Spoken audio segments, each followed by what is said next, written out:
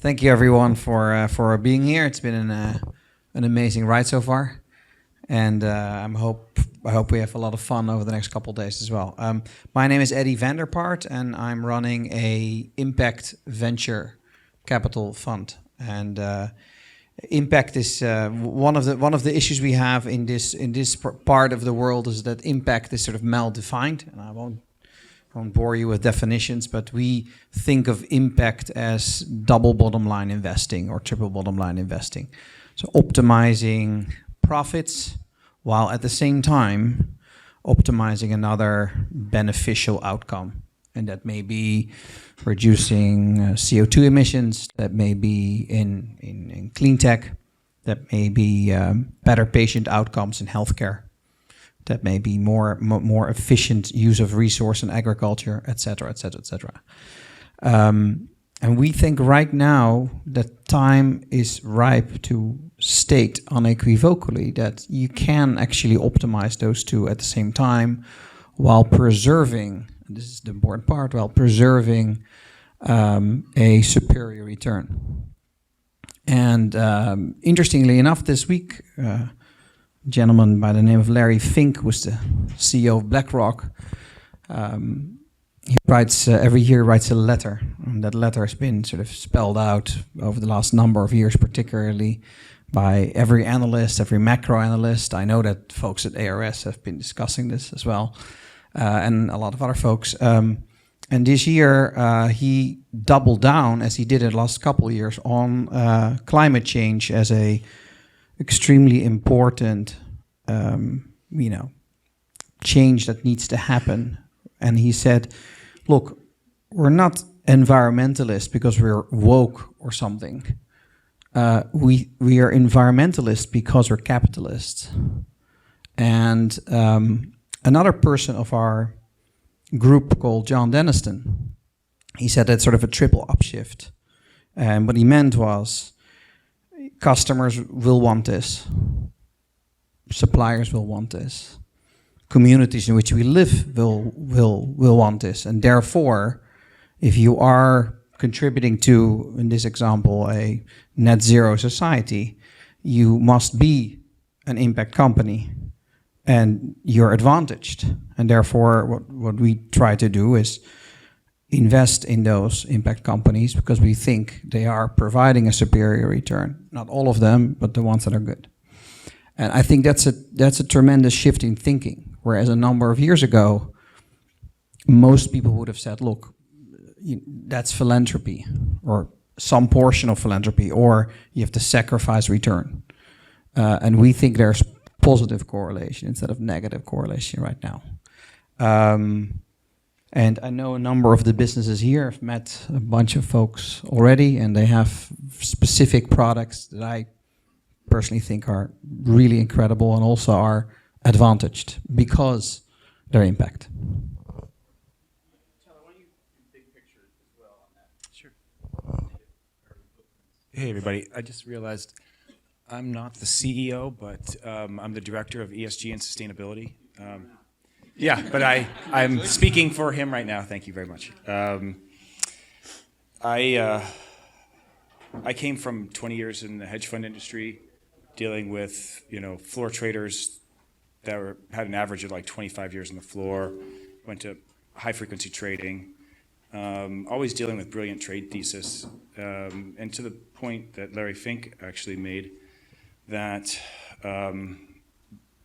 we're basically coming on to the biggest opportunity in the history of mankind as we shift from linear extractive systems to circular and regenerative. As an impact holding company, that's what we do.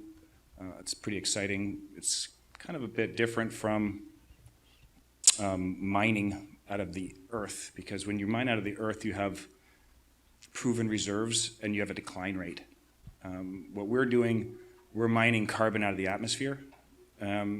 We don't have any decline rate, and we have unlimited proven reserves, so we can just pull this carbon and create nano biomaterials to basically create the raw materials for the next stage of modern civilization. Really excited about that. I spent a lot of time working with sovereign, sub-sovereign groups They're trying to figure out what to do with their waste streams. They're trying to figure out what to do with their carbon footprint.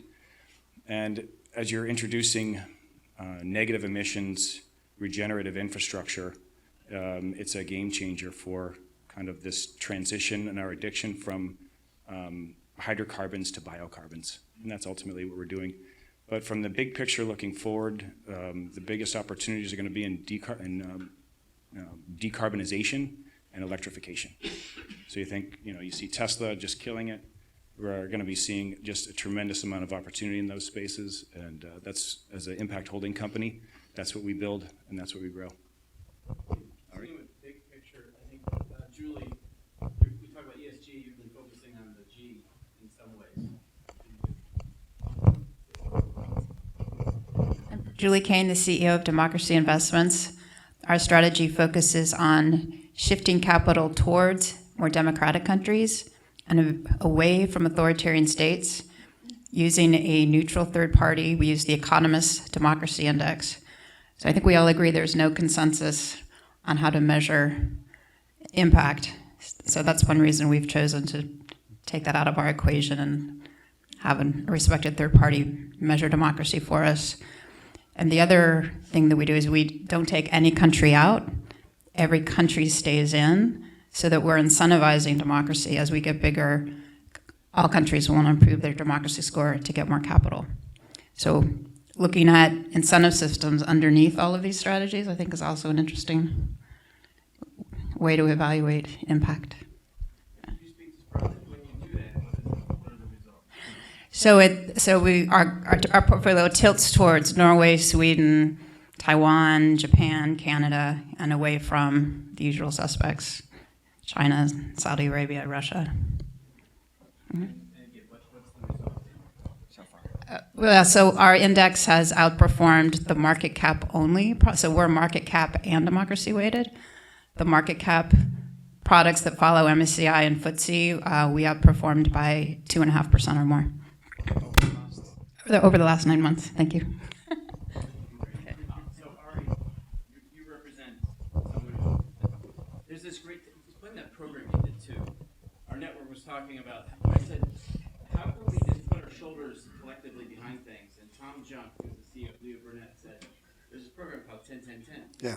Now, you're sort of, an offspring of that, right? I am, yeah. That'll be part of your story. But, Okay, sure. Am I showing those slides or no? this is the intro. Okay, cool. So I spent, I'm Ari Kaufman, and I really wish that I was able to recapture that tan that I have up there on that slide, but you guys disappointed me with this weather. So I spent 25 years in digital media marketing, running internet companies, and I always joke that I use data to track everybody in this room online and get you to buy stuff without you knowing about it. And then I decided to do something a little bit more meaningful, and I was invited to this 10-day intensive program called 10-10-10. 10 days, 10 CEOs, 10 wicked problems. And they found 10 CEOs that have raised money, run companies, and successfully exited, so what you'd consider fundable leaders. And they sequestered us into Denver. We all moved into a house together. They took over a WeWork center and presented us with 10 problems that we knew nothing about. Things about what are obstacles to the evolution of cities. Things about healthcare, racism, infrastructure, water, utility. And we had 10 days to come up with market-based solutions that would either solve them or break them and evolve them. And 100 people volunteered to help us. About 50 of them were people who were combination trained in lean design and Google Sprint process, people with finance backgrounds, product backgrounds, technology backgrounds. The other 50 were industry experts. Former CEO of United Healthcare, Secretary of State, CEO of Denver Water, so big people, right? People who really knew their industries with great Rolodexes and could really help us in one-on-one meetings. And they volunteered anywhere from 1 to all 10 days. Very intensive program. We were introduced in front of an audience of about 1,000 people. The 10 problems were put up on the screen first time we got to see them. And then we just went to work. I knew nothing about any of these problems at all, right? In fact, about 4 of them were about water, and I leaned to the gentleman next to me and I said, I don't really care about water, so I guess I'll look at the other ones. Little did I know that evening I'd start talking to the CEO of Denver Water and a few other folks, somebody from Flint, and I said, okay. And I said, well, wasn't that years ago? And they shot me daggers, right, with their eyes. Now, weren't you the guy that ran a bunch of companies and had some exit? I did. I'd taken 2 companies public. And so they just started flooding me with information. And one of the things that they told me about was that there are these 9,000 kids that they've tracked in Flint since the catastrophe in Flint, that they have found since their exposure to the lead contaminated water that have an inability to reach 80% of their IQ potential. I'm on the board of Junior Achievement. I'm on another group called Colorado Youth for Change, where we find kids that have dropped out of high school and we get them back into school. We get them to graduate. We help them get to college. So it's entrepreneurialism and education kind of combo is a thing of mine. So I got interested, and I thought, well, this is something I can get behind that's not getting people to buy stuff online without them knowing about it. And I started learning about it, and I got interested. And a couple of the problems that this program had to do with understanding what people are drinking and how do we solve for catastrophic events with water and data and transparency. I said, I can work on that. And within 10 days, I had invented a product that enabled people to measure what was in their water in real time and find lead. And we're going to go to market this year. It's taken us 4 years to make it. We've raised almost $3 million, and we're raising more. You're always raising when you have a startup, always. And it's a product that helps somebody measure the quality of their water in real time. We collect the data in real time. We share it with utilities. It's democratized, and we're going to find all the lead service lines across the country, which if anybody's been paying attention, you notice that there's some money, hopefully, coming from the government to extract the lead service lines across the country. So I actually have this on my phone, so I don't have to spin behind me. If you look, yeah, I got it. Cool, thanks. What? Oh, you're great. Thanks. Look at that. Are you coming with me? Please. Yeah. So the issue with lead contaminated water, one of the things that I learned in this program was that Flint wasn't a unique situation. It's actually an epidemic across our country. It's actually an epidemic around the world. It's 40 times greater outside the United States as it is just here in this country. But there are 4,000 cities across the country that have lead service lines. This is the pipe that goes from the street to the house. I'm going to. I'm going to do it in less if I can. And these are the pipes that go from the street to the house. And this is the last mile. And there are 75 million homes in the United States that were built prior to 1986, which is when Congress said no more lead pipes. So we don't know which ones do or don't, but we just know that they might. And any one of them is capable of degrading and leaching lead into our water. So they all have to be examined to find the ones that do. There's probably 20 million out of the 75, or 30 million, or 10 million, we don't know. But they all have to be examined. So when the original infrastructure plan was suggested having $60 billion, which has been watered down to $15 billion, that was so that we could investigate every one of those 75 million homes to find the 10 to 20 million. So it costs $6,000 to remediate a house. So that's $60 billion. So I'll just switch that. Cool. So what I did, if you can flip the slide, we have data on every single one of these houses. We know where every single address that was built prior to 1986. We have 100 points of data. We know people who live there. We know their names, their address. We actually have social media information. So we have your usernames. We have email addresses. We can find you online. Sorry, that's a digital media background. So I pulled data on Florida. I don't know how many people are from Florida in the room, but I figured most. So this is Florida's number 12 out of the United States in terms of worst states. If there's any Ohio people in the room, you're number 2. So this represents about 50% of the state, the top 10 cities or metro areas in terms of worst population impact. And so there's 3 million homes that need to be evaluated in just these 10 cities. All need to be measured one by one. All of these cities need to have water sampled, evaluated, and then all those homes, the ones that are guilty, need to have all of their pipes removed. Can you guys advance the slide real quick? Oh, okay. Oh, you're working on it. Okay, cool. Real quick, if you guys don't know what, you got it? Okay, cool. So this is not just low-income families. You can live in a really, really nice house, and if it was built prior to 1986, you may be drinking lead-contaminated water. It does not distinguish. So go to the very last slide. What does this mean from an investment perspective? You can measure impact. We can measure impact, right? So if we replace 20 million homes, we've saved 20 million families. What does this mean in terms of the development of new opportunities? When $15 billion comes down into a space where all of these homes need to be evaluated and all of these pipes need to be replaced, you create new opportunities for innovation. You create new opportunities for new markets, if you will. All of these homes, all of these markets require planning, which takes at least a year. This is opportunity for new engineering projects. This is opportunities for the need for new labor, new jobs, new technologies like us, and a tremendous amount of need for product movement, supplies. This is a whole industry. $15 billion is a fraction of what we need. So now we're talking about the need for financing, like this guy. So from an investment standpoint, this right here is where all the opportunities are going to come from. And folks like us can measure not just impact, but substantial return, right? So a company like ours introduces both. That's great. That's me. Talk about what scares and excites you quickly about what you're doing, and then we'll have this conversation again at dinner. Sure. As a civilization, we have about 100 gigatons of consumer waste. It's out there. 8.6 of that is circular.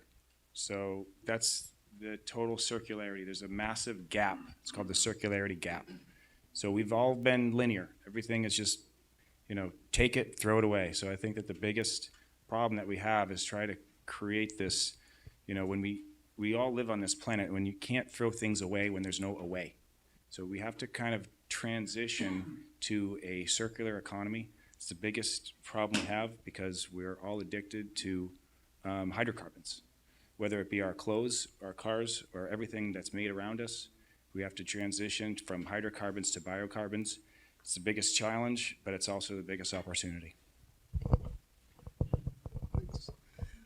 I don't think that I'm necessarily scared about anything. I'm nervous. I'm excited about the opportunity because it's 4 years ago I set off on this journey and it was ahead of the curve of what's happening, and now there's a confluence of funding and interest and broad awareness about the problem. So I'm excited to be in a position to be able to deliver a solution that's going to be the precursor to solving a problem. So I'm super excited about it. I'm nervous because it's a startup, and it's you have to be able to meet a demand that I think quite confident is going to explode. And be in a position to meet the demand as it goes out there. So that's part of being an entrepreneur. So you don't sleep a lot, you age much faster than you want to, and hopefully your family stays together.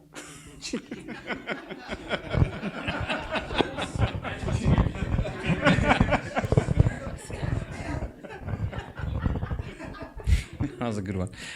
For me, what scares me and excites me is the same thing, and that is the net zero challenge, what I like to call it. Larry Fink in his letter said that the next 1,000 unicorns are not social media enterprises or search engines, but sustainable innovators and companies that help the transition to net zero. And so that's extremely exciting for us because we're investing in that stuff. But it's also scary because we're not there yet. We're very far away from it, and we have to all help. And a lot of people aren't on the bandwagon yet. So I wanna that. So that's both exciting and scary for me. Yeah, what terrifies me is the continued trends in the decline of democracy globally and the lack of awareness to your average investor of what's in their portfolios. West Virginia announced, the state of West Virginia recently announced they're no longer going to invest in BlackRock products because they've raising awareness on the fact that they follow these indices that have been over allocating over time into authoritarian states. So that gives me hope. And also the European market, I would probably start there if I had it to do all over again. Much more passion and awareness around the trends. What scares me? So I had a midlife crisis at age 35, decided it was a good idea to pay $1 million to buy a brownfield building, which is pretty much everything I had left after getting divorced. And a lot of smart people told me that this was a really dumb idea because you'll never be able to develop on the east side of Buffalo something like this. And I think the answer is, or what excites me is, we took the risk, we found a replicable model. There's thousands of sites all over New York State. It's big enough opportunity that it just doesn't have to be me and people I know, because there's way too many to do, right? There could be 10 companies doing this sort of thing and nobody would be stepping on each other's feet for years. One question from the crowd before I switch to technology. I'm hoping this isn't the third life crisis.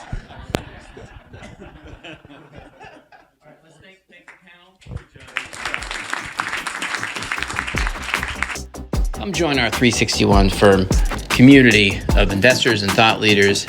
We have a lot of events created by the community as we collaborate on investments and philanthropic interests. Join us.